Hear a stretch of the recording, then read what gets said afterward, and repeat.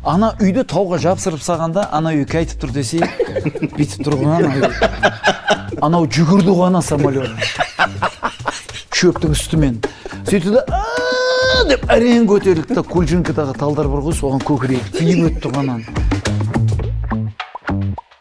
Сәлем, YouTube әлем кезекті болған оқиға подкастында бүгін бізде ерекше қонақ. Неге десеңіздер, бұл кісі бізден жасы екесе үлкен, өмірді көрген, еңбегі сіңген, бүкіл елге танымал біздің ақкөңіл әңгімесі вообще таусылмайтын Нұрлан Еспанов ағамыз.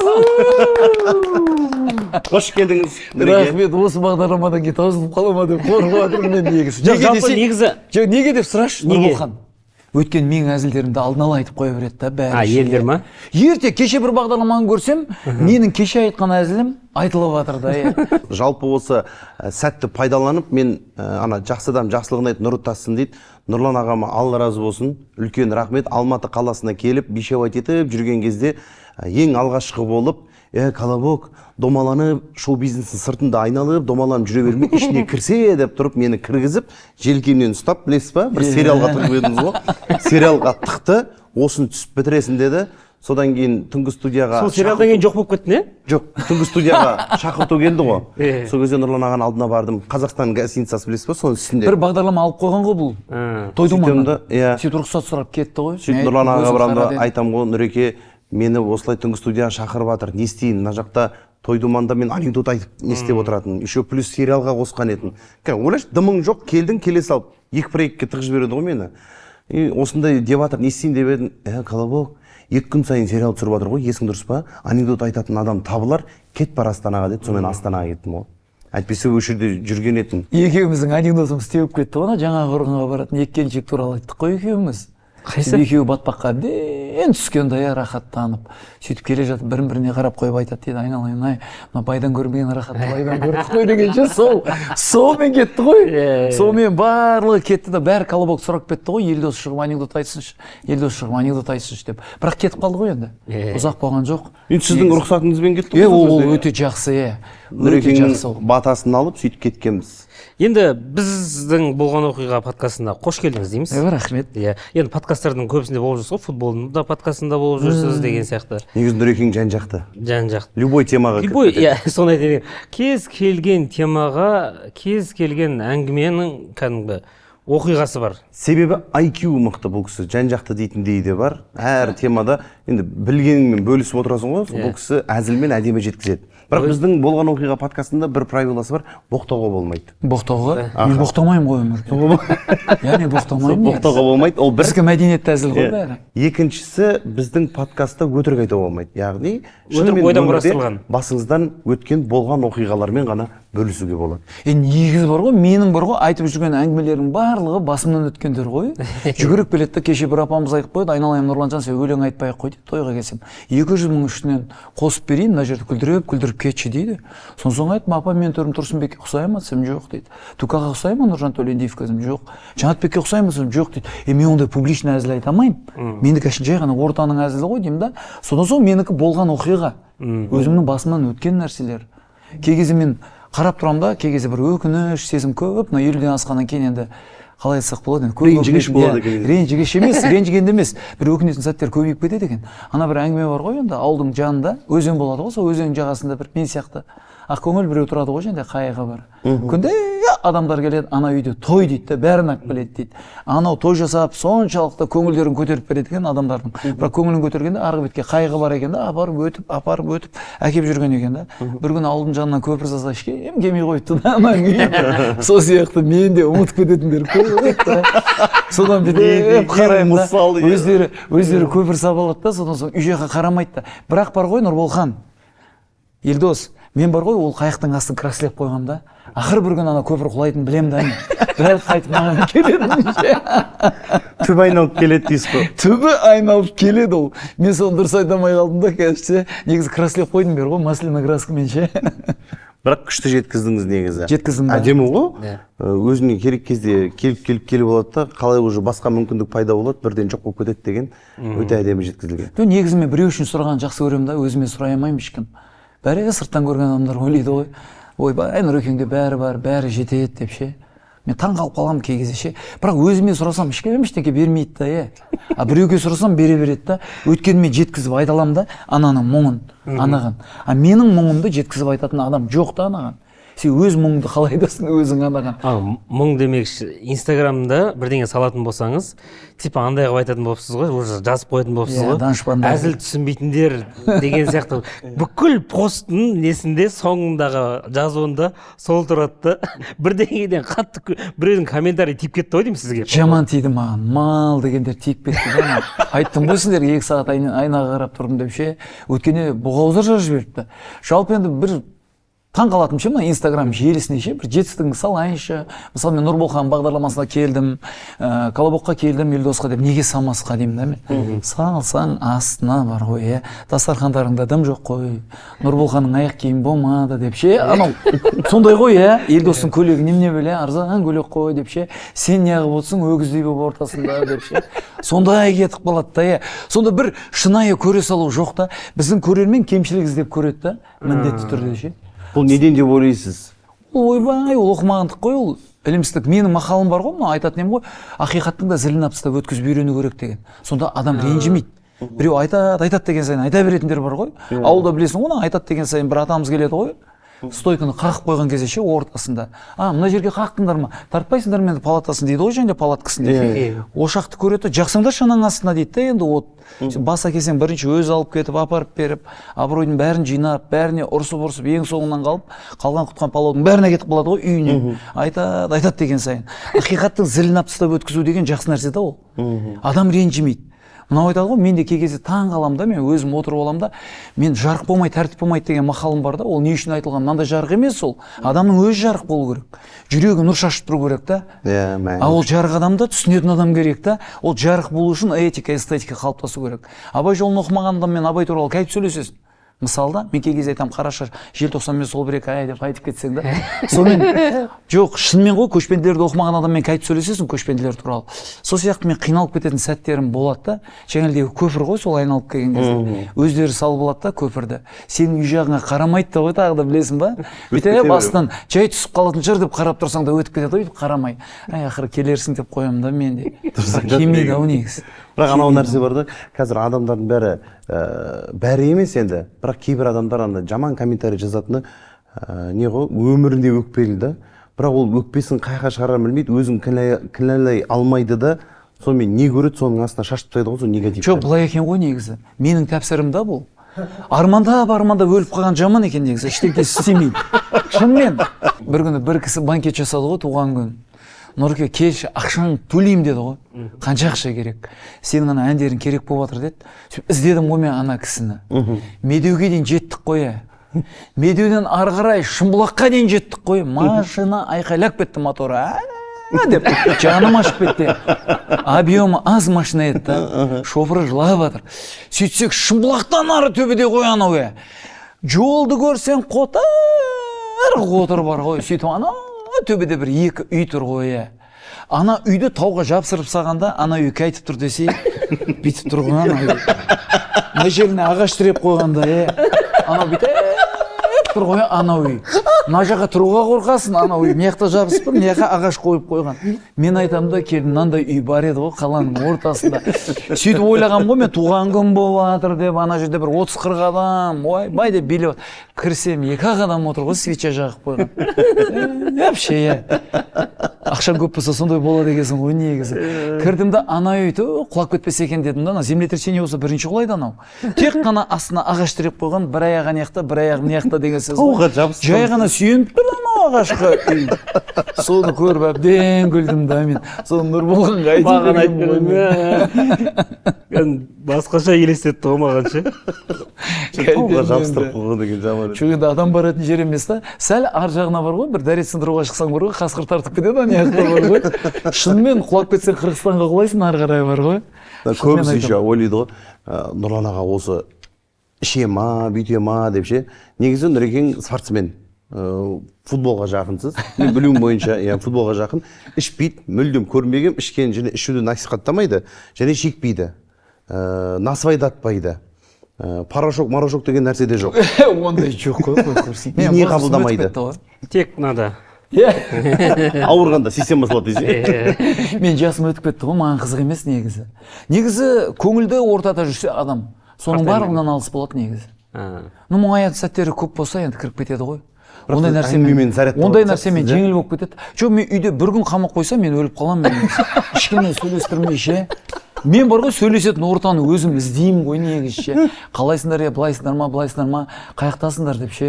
Өзім барып қаламын ғой ше. Маған да звондайды ғой. Колобок, сенімен сөйлесу қанша болып жатыр, немене бәле хабарласса. Сапперине хабарласшы деп. Ақша сұрамаймын деймін да, Әшейін сөйлесейікші отырып, маған кей кезде ше шынымен бір сөйлесетін адам керек ше Нұрболхан. Барлығы ойлап қалады ғой, ой, Нұрекең андай, Нұрекең мынандай деп сырттан көргенде. Маған біреу жазып жіберіпті ғой, ойбай, Нұрлан Еспанов, сен осы маған вообще ұнамайсың деп. Аста жазып жіберіп, саған мынау үшін не істеу керек деп. Менікі тек қана жаңа айтып жатсыңдар ғой, менікі тек қана өмірде өзімнен өткізген әңгімелер негізі. Біреудің оқиғасына куә болсаңыз айтып берсеңіз болады. Негізі мен айтайын ба оқиға? Смело айта беріңіз. Ай, оқиға деген менде жатыр ғой. Баяғыдан тойға кешігіп келіп ше анау. Жүгіріп келіп айналайындар. Қайық жүрсіңдер, не істеп жүрсіңдерсе, қолыңды бұғыныңмен ұстатпай құртшы, братан, келдік қой деген. Сол сияқты менде әңгіме көп қой. Мына самолет туралы негізі әңгіме менікі ғой. Қайсы? Самолет ше, мен Жезқазғанға ұшқам ғой негізі. 2 күнде бір рет ұшатын самолет бар еді ғой. Ішінде танымал жұлдыздар бар, бәріміз бір банкетке ұштық қой. Сонымен анау бар ғой, Жезқазғанға бұрын білесіңдер ғой енді. Жезқазғанға Ан-24 ұшатын еді ғой. Ойбай, оның дауысы құлағың тесіліп қалады ғой. Икар ұстап отқан сияқты мынау. Аңыраған кезде ойбой деп әкеп қойды ғой. Сонымен міндік қой ананың ішіне. Сөйтті да анау полосаға шықты да, Елдос ұшамайды ғой анау. Деп келе жатыр да, полоса таусылды ғой. Анау жүгірді ғой ана самолет. Шөптің үстімен. Сөйтті да деп әрең көтерілді да, Кульчинкадағы талдар бар ғой, соған көкірегі тиіп өтті ғанан. Сөйтті да Қапшағайдың үстіне барды да өшіп қалды ғанау. Деді да, төмен кетіп баратыр. Аналардың бәрі деп айқайлап жатыр. Менің шашым потолокқа жабысып қалған. Сөйтті да деп оталып кетті ғой қайттан. Сөйтіп барғанша билеп барды ғой, ана самолет жүкті өткізіп қойғанбыз. Жүгіміз ана жатыр. Сеткеге бүйтіп салып қойған, бетін жауып қоя салған. Сонымен оны берген алып, бізге бере салмадыңдар ма деп айттық та. Өстіп кеп самолет бір аяғымен қонды ғой. Бір аяғымен діңк етіп қонды. Діңк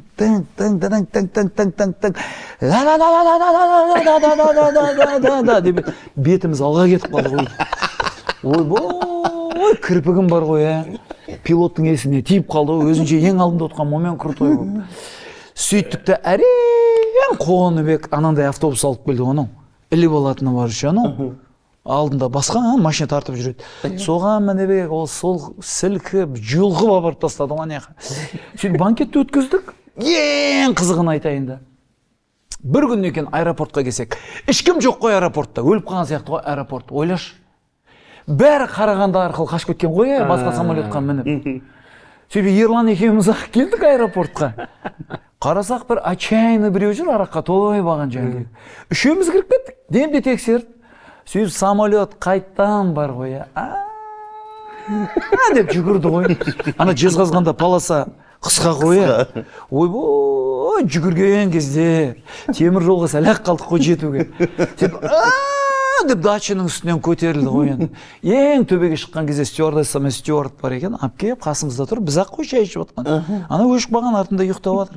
Сөйтіп және шай ішейін деп жатсам, обой жабысып қойған есік қой анау, білесің ғой. Пилот ашты да шығып қойып, брат деп едім, не болды Нұрлан аға деді анау пилот. Мен аға екем оған. Қарадым да айттым, мен бір жерге қонсай дедім, мен қуырдағы жеміп айттым дедім. Үшеуміз ақ қой дедім, бір стюардесса бар. Ешкім ештеңе демейді жүр, бәрібір бір адам жоқ. Бірақ билет жоқ та самолетқа. Бәрі қашып кеткен да ана жақпен. Ал билет алған бірақ Қарағанды арқылы кетіп қалған. Иә, таңда кетіп қалған ғой бәрі Қарағандыдан билет алып. Біз үшеуміз ақ ұшып келатырмыз ғой.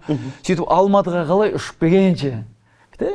Уайымдамай жеп-жеңе самолет қой, жел тұрса кетіп қалып жатыр да ғой. Ішінде адам жоқ та, аэропортқа былай кіретін самолет жанынан кірді ғой. Сөйтіп келіп қайтадан бір аяқпен қонды ғой. бір аяқпен секіріп қанаты жерге тиін деп бір кезде барып әрең түсірді ғой. Сөйтіп деді да оған да келген жоқ түсіретін. Есікті ашты, далаға шығарып жібере салды, кете берді. Жүрегім бір апта ауырып жүрді ғой. Ана өшіп қалғанын айтса, төбеде үшеуміз-ақ келгенбіз. Ана Абай беке ше бізге. Ойбай, бір самолетқа билет әперген ғой Ерлан екеумізге. Сөйтіп мінеміз, Ерлан әйнек жаққа отырған, мен отырам. Оны печкісін істемей қалған қаяқтан білейік біз. Бір шубысын киіп алған әйел кірді, болатын. Ой, көріп қоятын жер қазір ол әйел. Бізді эфирден. Сөйтіп кірді, шубымды көрдіңдер ма дегенде бүйтіп көрсетіп жәнілегі собыл шешеді төбеге салды ғой. Сөйтті де отырды анау. Мен тура былай отырдым, ол былай отыр, Ерлан мына жақта отыр әйнек. Сөйтіп самолет ұшты ғой жәнілдегіне. Деп төбеге. Ойбай, жарты сағат өтіп еді, мұрнымызға мұз қатып жатыр ғой. Көзім жұмсам ашылмай қалып жатыр ғой, көзім мұз қатып. Бүйтіп жаураған екен, ана әйел тұрды да шубысын киді, аяғына плед орады, Ерлан мына жаққа ауысып алды. Қарасам бір стюардесса жүрген, қарындас деп не болды Нұрлан аға деп жүгіріп келді. Не болып жатыр ма деп печке істемей қалды Нұрлан аға бүгін деді. Печкеңді қайдам көрші есік ашық қалып кеткен жоқ қой. Бір жауып қойшы айналайын, өлдік қой дедім. 1,5 сағаттан кейін шаймен жылынамадық қой. Қарасам бір стюард жүрген, інім бергеш деп Нұрлан аға не болды деді. Көрші ана пилот әйнекті ашып қойып темекі шегіп жатқан жоқ па деп. Ол вообще қуады. Сонымен самолет әрең жетті ғой, Ақтауға қонып еді. Аяғым істемейді ғой. Әрең тұрып кетіп баратсам, стюардесса капронға өткенмен тұр ғой ана жерде. Ананың ішінде ағайы өліп қалады ғой, соқты көрсең. Ойбай, біз шалбармен, ішінде гамажымен жаурап отырмыз ғой, қарасай сене. Сонымен бітеп келатында стюардесса қарап қалдым да мен. Нұрлан аға хат жаурадыңыз ба деп сұрақ қойып қалды. Жаурағанда былай ғой, қарындас дедім. Сендер қайтадан артқа ұшып кетесіңдер ма дедім. Иә аға, сразу ұшып кетеміз деді ол маған. Мынаның сыртына бір киіз ба, кілем ба орап қойсаңдар жете алмайсыңдар ғой дедім. Ана қыз күліп жіберді ғой. Не айтайын десіңіз Нұрлан аға деп. Сесетан аман болшы деген ғой, кетіп барады, ауырып қалмашы деп. Әрең түскен ғой ана жерде. Ойбай, печкеге бетіміз тақап қойып жылынамады қой машинада. Бет тағап отырдым ғой печкеға. Әрең ерттім ғой, құлағым естімей отыр ғой. Сонымен ана қызды қазір көріп қала берем ғой, мен стюардесса ғой. Өтіп баратып айтып кетем да, қойсаңызшы Нұрлан аға деп қойды ғой, маған жеп қойды. Сондай өзімнің басымнан өткен историяларым ғой. Анау бір ағамыз бар еді біздің кеңес дәуірінің кезінде, бірақ тойхана болушы еді ғой бізде. Бірақ тойхана деловойлар өткізетін. Ол кезде Ямаха сәл шығып қалған, бірақ үстіне живем ойнаймыз біз. Живем өлең айтамыз. Ол кезде андай жоқ. Тамаданың микрофонынан реверді алып тастау деген. Дилей дейді ғой. Раз, қымбатты қонақтар болып кете беретін. Сөйтіп жаңағыдай бір жүлік апайымыз бар еді, әнші. Күйеу ойнап атады ғой, Ямаханы, халыққа қарап күліп өлең айтып атады да, келші жаныма дегенде, та-да-да-да-да деуші еді ғой. Күйеу шетті оның. Келші жаныма деп ананы ойнап атқан кезде артып қарап қап. Дұрыстап ойна, жуынды жеп өскен албаста дейді да, қоншы қолыма деп арғарай алып кетеді ғой. Жуынды жеп өскен албаста. Сол келді ғой тойға. Сонымен Нұрлан деді, мен айтам деді, додан ғой деді. Сол ойымда ештеңе жоқ, болды. Апай кеңіз дедім, микрофонды беріп еді. Микрофонды алды да біреуді көріп қойды ғой, тойда отқан. Мен жүрегім су ете қалды, не болды деп. Мен клавиште тұрмын, бәріміз ансамбліміз, живняк. Сөйтті келесі әніміз болып жатыр ғой жәнде. Осындай колледждің ректоріне арналады. Кеше ғана 200 кірпіш сұрап барғанда бермей қойып еді. Қышқа көміліп өлгір, албасты деді, албасты. Жерге кіріп кеттік ана жерде. Көгімдегі деп жерге кіріп тұрып айтқанымыз ғой біз. Сөйтті да екінші өлеңді айтты ғой, балдәурен деп тағы қайталады ғой анан. Сонымен жерге кіріп кеткенбіз, мә деді да микрофонды берді да, жүріп қана апайға ештеңке айта алмайсың ғой. Мә деді да микрофон беріп шығып кетті анау. Сонымен арада 2 апта өтеді, Лада сервис деген бар, Лада сервис үшін қоршап қояды бүйтіп, матамен. Сөйтіп той жасай береді да, ол машина тұратын жер ғой. Сөйтіп Лада сервисте аппаратты құрып қойып тұрсам, ана апай қайтадан келе жатыр ғой. Ойбу, қарап қалдым да, ойбу, аман жүр ғой, мынау дедім мен қарап. Сөйтіп жайлап келіп отырды да. Ол апамыз жәнегі тойдан кетістірген қауынға не жинап кетіп қалды ғой столдағы. Сөйтіп жәнегі музыкантым айтқан ғой менің. Апай албатсыз ба, саған да бір бәле алайын ба деген. Жоқ, тойхананы бұзып алып кете салмадыңыз ба деген ғой. Сөйтіп, сонымен жәнегі апай келді ғой. Мен енді өліп бара жатырмын, мен жайлап бір бәле айтуым керек анаған. Қасына келіп айттым. Әпке ана кешегіңіз ұят болды ғой дедім да. Соны былай шығарып алып айтасыз болмайтын бе? Соны микрофонға келесі әніміз албасты деген. Албасты дегенді айту керек бе дедім да соны. Сүйерде микрофонға деп ем. Сен бүйтіп үндемей қалды. енді апай айтсаңызшы енді ар жағы не болды деп өліп бара жатырмын ғой мен шүңбейіп. добивкісі керек болып тұр ғой. Добивкісі керек болып тұр ғой, нүктесі дұрыс болыпты айтқаным деді ғой. Дұрыс болғанда не болды деп ертеңіне шақырып алып 400 кірпіш беріп жіберді деген қалай кетті? Бұл өнерге деген құрмет қой енді. Мен өліп бара жатырмын ғой, онан естігім келіп ше, онан аяққа кетіп қалған ол. Қасына барып естідім ғой. Ол өнерге деген құрмет. Өнер қандай болса да сыйлайтын еді да. Қазір бар ғой, анау жаман жағын жаза берген екен бізді халық жек көріп кетті қазір ше. Ол нәрсе неден басталды сол анау карантиннің кезіндегі шегіртке деген нәрседен басталды ғой сол. Шегірткесі бар. Ол шегіртке бәрі кетті ғой. Блогерлар мысалға блогер ана қараған көзін шықмайды дейді. Дегенмен де блогермын деп есептеп жүрген адамдардың ішінде алаяғы да бар, алдап кететіні, өтірікшісі де бар, әдейі хайповать ететіні бар, в общем хейтер жинап алғандар бар. Бірақ оқ бір адамға емес, общий ешқандай ештеңеге қатысы жоқ адамға да тие береді ғой. Жоқ, негізі блогерді мен жақтағым келеді да кей кезде. Блогер деген еліктеудің символы ғой. Оған тиісудің қажеті жоқ негізі. Мен айтар едім да барлығынша Инстаграмға адам жинап көріңдерші, миллион адам. Мен көрейін. Сөйтіп түсіріңдерші контент. Күнде контент түсіріп көріңдерші. Мысалы 20 миллион, 30 миллион просмотр жинап көріңдерші. Ол оңай емес негізі. Сендер де блогердің артынан көресіздер ғой негізі. Алдын көрмейсіздер ғой сахнада жүрген. Блогер деген болу өте қиын ғой. Оның дипломы жоқ қой. Сіздер де бола берсеңіздерші. Блогер жамандамай-ақ. Ол блогер туралы ештеңке айтпай-ақ. Ашыңыздар да инста парақша, мен блогермын деп. Енді бола беріңіздер блогер. Бірақ енді еліктеудің символын құртады да. Бұл енді блогерға қарап, көп жастар бой түзейді ғой. Бұлар жаман нәрсені жарнама жасамайды ғой негізі. Мақұл, мен қайырымдылықты айтпаймын енді. Блогерміз деп айтпаймыз ғой негізі. Айтпайсыңдар ғой. Блогер дегенді сол 2016-17-те ма қойылды осы да. Біз блогер, вайнер деген сөздер жоқ кезде шыққанбыз ғой негізі. Білем ғой. Сол кезден бері жүрміз да, бірақ каким-то образом бізді вайнер қылып жіберді, видео түсіріп жүргенге, и каким-то образом бізді блогер қылып жіберді. Сонымен кәдімгідей сен тіркелгенбіз, біз андай өкіметке блогер ретінде тіркеліп тұрасың. Сенің бүкіл салатыңды қарап отырады, айтатын сөзіңді қарап отырады, мына жақта халық қарап отырады, айтқан сөзің мен айтпаған сөзіңді, общем екі ортада жем боласың ғой. Мына жақтан мына жақ қысады, мына жақтан мына жақ қысады. Екі ортада кім жексұрын, блогер жексұрын? Негізі еліктеудің символын құртпау керек қой. Мен бір блогерді білемін да, енді контент түсіру үшін біреудің үйін сұрап алып түсірген да ол. Соған тексеру барып деп естідім да. Біреудің үйін? Бірақ мен енді өз сөзімді айттым. Сол өзінің үйі ұқсатып па? Өзінің үйі ұқсатып та. Мен білем ғой енді контент жинау үшін енді біреу түсіреді ғой енді. Еліктеудің символын құртуға болмайды ғой. Енді блогер деген ол қалай айтсам болады енді, көп адамға көмектескенін де көрдім ғой мен. Сенің тойыңда келді ғой мысалы, қанша 80 миллион берген ба? Қадырбаев келді ғой. Мысалы рахметін айтып кетті ғой, балам жазылып кетті деп. Мен қуанып кеттім сол кезде көріп ше. Не деген 80 миллион түгіл бар ғой? Қазір звондада 8.000 теңге сұрашы, біреуден берем ма саған? Ұрып өлтіреді қазір бар ғой, 8.000 береді да 80 күн маслихатқа шақырып, бермесең өсек айтады анаяққа барып бар ғой. Анау адам емес екен деп. Соны мен өзім ойлап қоямын ғой, кей кезде мені қынжылтатын көп не сол да, өнер азаматтарына жалпы тиісе берудің қажеті жоқ. Маған айтады да кеше біреу, егер де мен дейді Қайрат Нұртас босам дейді, егер де мен Тұрсынбек босам дейді да біреу. Мен айтамын, неге болмайсың деймін да сен. Сен қателеспе інім дедім. Сен Қайрат Нұртасқа дейінгі, Тұрсынбекке дейінгі жолды көріп тұрсың. Ар жағын білмейсің ғой сен не болып жатқанын. Қалай болған? Сен ойласай, ар жағы үңгір ғой оның. Баратын жері жоқ. Араласатын адамы жоқ. Мысалы, ол жалғыз қалды қазір. Сол себепті мен айтамын ғой мен, айналайындар ау, сендер өйтпесеңдер, сендерге ешкім болма деп жатқан жоқ. Болсаңдаршы, мен өнерде айтамын, екі адам бар, талапты адам мен талантты адам. Талантты адам еріншек келеді негізі. Талапты адам талантты адамның қасында жүретін адам ғой. Талантты адамның кемшіліктерін байқайды да, Инстаграм арқылы өзінің арманын орындап алғанымен, халыққа өтіп кеткенімен, халықтың өнерге деген сенімін, сезімін өлтіретін адам да ол. Творчестволық бақыт болады, творчестволық табыс болады. Көбісі соны қателеседі да. Ол екі ұғым негізі. Көбісі ойлайды ғой, ойбай, мен әнші болып кетсем, баяғыда бір інім келіп еді менің.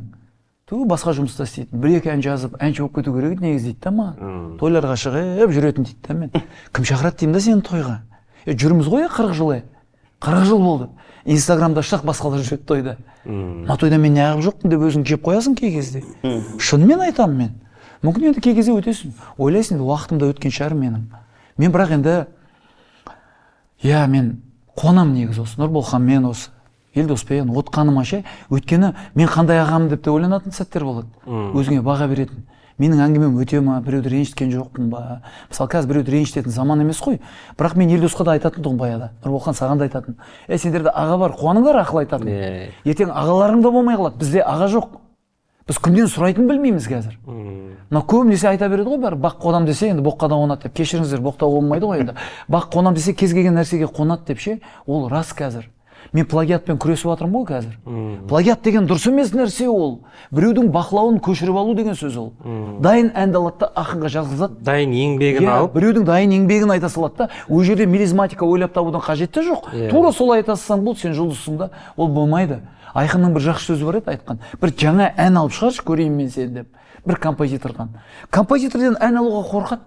Мен әншіге айтсам, неге мен саған бір ән жазып берейін, алсайшы, мен дәл осы стильде жазып берейін. Нұреке, оған ақша шығарам, ертең ол ән теппей қалса. Теппей қалса, теппей қалса не істеймін дейді. Ей, сен оған сасай, сен ақша сасай. Кез келген нәрсеге жарнама керек қой. Иә. Мен де айтамын ғой, менімен түскен суреттерімді өшірмеңдер деп. Неге десе, үйлеріңе іліп қойсаңдар маса болмайды деп ше, мысалы. Оның астары бар да ол әңгіменің ше. Сол себепті мен анау айтады ғой енді. Күліп жүрсең бар ғой. Күліп жүру оңай ғой, негізі күлдіріп жүру қиын ғой. Мен бір атаққа тапсырдым. Мен мысалы жаздым ғой, біраз ән жаздым енді. Қос қарлығашты білмейді, қазақ жоқ қой енді. Музартты кел жаным, кел десең деп айтып жүр. Кездері жаным, жаным, таңда гүлдеген деп Жазирамен жан болатына. Қошқармен теке мультфильмдерді көріп жатсыз. Қанатты барыс, мына Айбек ойнап жатқан күйлердің авторы мен ғой енді. Президентіміздің алдында орындалған екі әннің де авторы мен негізі. Ақша қала Астана, Жаңа ғасыр Қазақстан, мен Википедиямда тұр ғой. Көрсе болады. Сөйтіп 10 жыл алдады да мен атақ береміз деп. 10 жыл. Нұреке, сіз неге алмай жүрсіз? Сіз қалай деп. Сөйтіп табыстайсың ғой. Сенен бір 30 жас, 25 жас кіші балдар абатады да атақ ше. Ойланып қаласың да.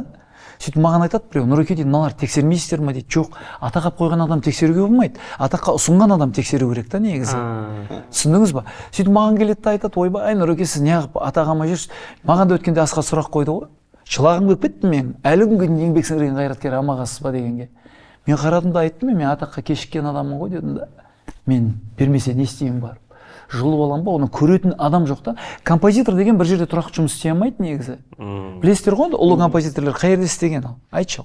Мысалда ол ана жерде бір ай ана студияда жазады өлең, мына студияда жазады. Ол 2 ай құрып кетсең жұмыстан шығарып жібереді ғой сені. Сол себепті композитор деген еркін болу керек деймін да. Шабыт таңға қарай келеді. Сол айтып, мен баяғыда айтқан болатынмын енді. Өшең және қыздар алып жатқан кезде менен бір 20 жас кіші 16-сына хабарласамыз, Нұреке, сіз келесіз деп документім бәрін алып кеткен менің. Осыдан пәленбай жыл бұрын. Сөйтіп мен күтіп жаттым шақыратын шығар деп қарасам қыздар алып жатыр. Сол ерінбей 5 январьда бардым Астанаға, сөйтіп барып айтып кеттім. Не істейміз енді? Сіздерден атақ алу үшін қыз боламыз ба Таиландқа барып? Қалай қыламыз деп айтып жібергенмін мен. Сол айтам да енді, мейлі ғой енді, былай қарайсың да енді. Бір маған үлкен кісі айтты да, Нұреке, сенің инстаграмыңда бір іліп алар, бір серьезный нәрсе жоқ қой дейді маған. Мен айттым да, инстаграм деген ол менің жеке парақшам ғой. Ол жерде сен біреуді күлдірмесең, ол жерде сен бір жетістігіңді саш, жеп қояды ғой астына. Тәлпіштенбей қойсаңдаршы, осындайды қашан қоясыңдар деп. Күлдірген нәрсе сызсаң көреді да жұрттар. Содан соң енді мені асырап отырды ол. Бала шағама нан тауып беріп отыр, андасында бір самса шығып қалады, мияқтан палау шығып қалады, шашлык шығып қалады, соның бәрін саватқан дүние ғой. Соны ғана көрген да ол. Бір серьезный нәрсе жоқ қой дейді ғой маған. Сіз мен айтамын, сіз менімен сөйлесіп көріңізші деймін да.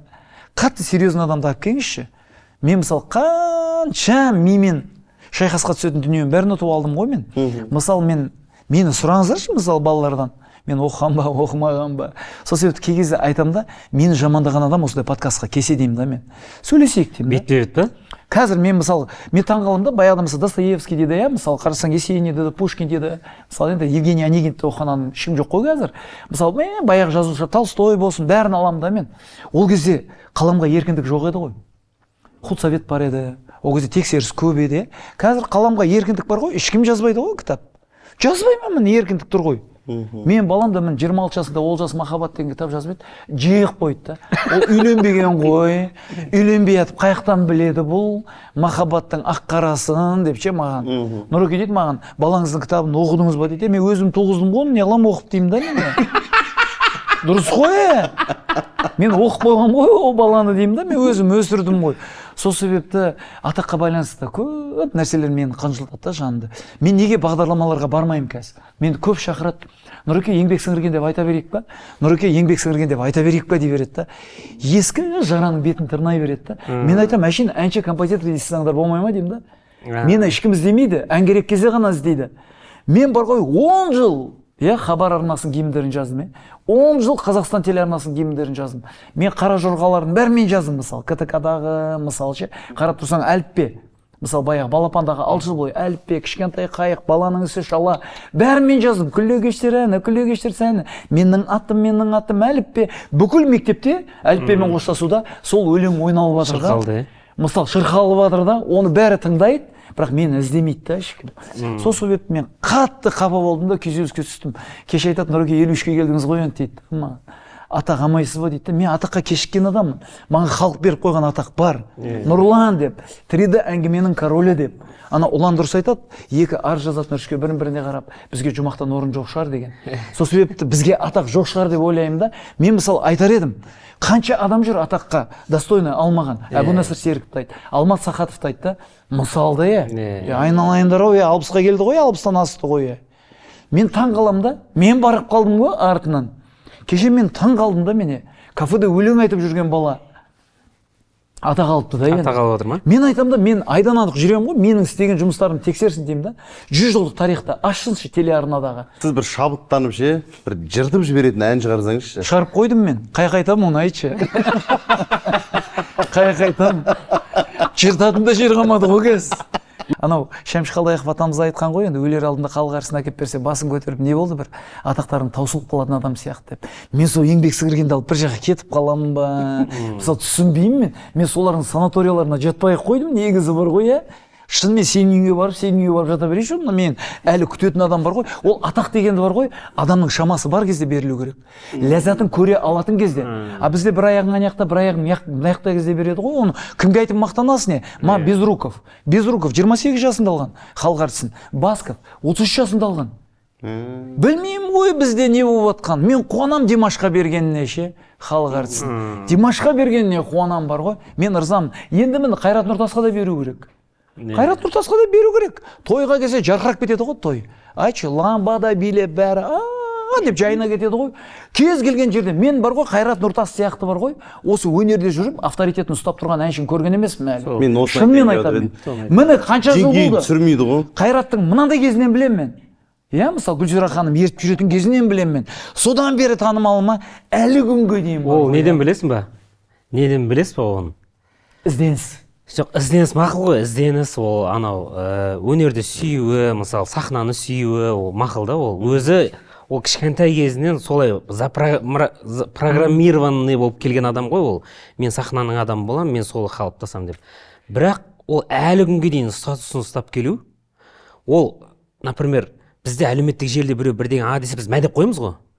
Ол ешқашан 20 жыл болма сахнада біреу деп десе ешкімге ответ бермеген адам ғой негізі. Реакция бермеген. Реакция бермеген единственный әнші ау деймін, по-моему, қателеспесем ше. Енді үлкен буын ғой мақұл. Ортаңғы буындардың ішіндегі бар ғой. Иә, бір хейтқа андай бір хейтқа әлеуметтік желі болсын, телеарналарда сұхбатта болсын, басқа бір подкасттар, бірдеңелер программа болсын, еш қайсында ол кері контакт бермеген ол негативке. Дұрыс айтасың. Мен өзім ойлаймын да, мысалы Қайраттың қазір демалса да хит болып жатыр ғой Қайрат қазір, иә? Мысалы фататита мен кетіп жатыр ғой. Демалса да. Мен қараймын да демалса да хит болып жатыр ғой. Десе болды кетіп қалып жатыр. Ол дұрыс нәрсе, халық жақсы көреді оны. Міне халық әртісін мен Қайрат Нұртасқа берер едім. Шынымен ше, ешкім ештеңе жазбайтын еді. Одан кейін мынандайды қою керек та. Қазіргі бағдарламаларды айтамын да мен. Негізі қарашы сен. National Geographic деген канал бар да, соларды қарап, мысалы қарашы, Discovery Channel деген бар. Сонда біреудің 61 жылғы машинасын алып кетеді да, ол бір жаққа кетіп қалған кезде келгенше машинасын істеп қояды. Анау келіп деп таң қалады да, екеуі келісетін шығар мүмкін. Сөйтіп береді ана машинаны. Эфир біткеннен кейін ананы сатып, анау жөндеген ақшаны да бәрін шығарып алып жатқан шығар енді олар енді. Солай халықты ғылымға, білімге тәрбиелеп жатыр да. А бізде не, Инстаграмды ашып қалсаң, ешек біреуді бір тепсе, сонымен кетеді да. Біреу аттан құлап қалса, бір ғылымның деңгейі, білімнің деңгейі жоқ та. Біздікі не әйтеуір жәлдегі, ой, бай жаңалдегі ғой. Өсектің деңгейі болып қалады. Біздікі өсектің. Мен бар ғой, атақты сол өсек болып жүрген адамдарға берерім негізі. Сондай өсекке алып келген. Маған да сұрақ қояды ғой. Уже бұл нәрсені бізде біраз не істеп жатсақ, зерттеп жатсақ, қандай пайдалы, білімді, болмаса маңызды ақпаратпен бірдеңемен бөліссең, просмотр да жоқ.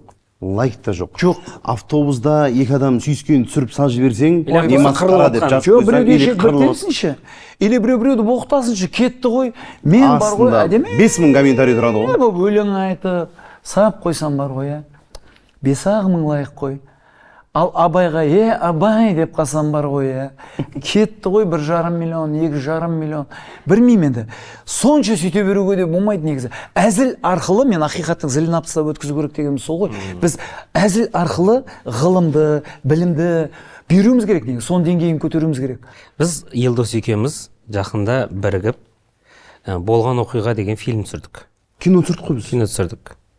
Шақырмайсыңдар ма, пицца алып өтіп кететін жеріне? Не істесіңдер, Жаңағы мынау тақыр бас болып пицца алып кетеді. Ойбой. Фильм түсірдік. Бір жеріне түсетін ем. Киноны біз біраз жылдар бойы жоспарлап, ниеттеніп, қорқып, аяқ баспай сөйтіп жүрдік та. Сонымен Нұрболхан қыста айтты, давай кино түсірейік деп. Көктемде дайындалдық, жазда бастап кеттік. Сонымен күзде міне уже жарыққа шығарайын деп тұрмыз. Ертең 9 қазаннан бастап бүкіл кинотеатрларда болған оқиға фильмі, онда режиссер өзім болдым. Айтары бар кино. Иә. Осы киномызға енді біздің ағамыз, өнерде емес, өмірде де біздің әйтеуір жанашырымыз болып жүретін өзіңіз қолымызды жайып бір батаңызды алайық та, сонымен аумин деп тұрайық. Кино күлеміз ба барып? Күлесіз. Күлемай, жылаямай. Қай жері барады деп есімге түспей кететін кино емес па әйтеуір жақсы. Бұл есіңізде біразға дейін қалатын фильм болады деген ойдамыз. Қойшы, ішінде Қайрат Әділгерей бар ма? Қайрат Әділгерей бар ма? Қайрат Әділгерей жоқ ішінде. Оның гонорары. Мен де шақырмағансыңдар. Қайратты да шақырмағансыңдар ма кино? Қайраттың бағасы ураган. Мен өлең айтып тұратын едім, Қайрат билейтін еді ғой. Білесің ғой өзбекшеге қалай билейтінін Қайраттың бүйтіп лақтырып. Айналып билейтін бар еді ғой. Айналып. Ол кісіні алғымыз келген қымбат болды бірақ. Көнбеді ма? Ал бата берейін ба енді осымен бағдарламаны береміз ба? Батаңызды берсеңіз, бисмилля. Ал Құдай бере берсін, кемалмасын едәуір дастарханымызға береке беріп, оттың басына маңғыл бияларға кетпес, дәулет кең пел беріп, жортқанда жолымыз болдыра көрші. Аллахым досқа күлкі дұшпанға таба етпеші. Аллахым істеген ісімізге, тапқанымызға береке бере көрші. Аллахым қатарымыздың алдап аңсаған армандарымыз жетсе көрші. Аллахым айттан айтқа, оразадан оразаға, жұмадан жұмаға мінекей, кинодан киноға аман-есен жеткізе берші. Мінекей болған оқиға деген фильм сәтті болсын, мінекей табысы мол болсын, халықтың жүрегіне кіріп кетсін, өтімді болсын, келген адамдар ырза болған соншалықты қайтадан қойшы деп айқайлап, мысал қайталаңдаршы сендер, бір ай аз болады сендер үшін деп шулай берсін халық. Алла істеріңе береке берсін. Аумин. Ой, рахмет аға. Дайын айыптың ба? Өте күшті болды. Күшті.